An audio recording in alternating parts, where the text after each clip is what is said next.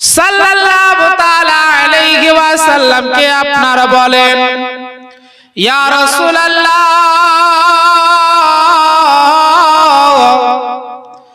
ইয়া হাবিবাল্লাহ, নবী গো, এই ভয়ঙ্কর আওয়াজটা আপনার কোথা থেকে আসলো গো নবী? সাহাবায়ে কেরামদের আপনার দীর্ঘ বিশ্বাস ছিল, নবীকে আমরা প্রশ্ন করব।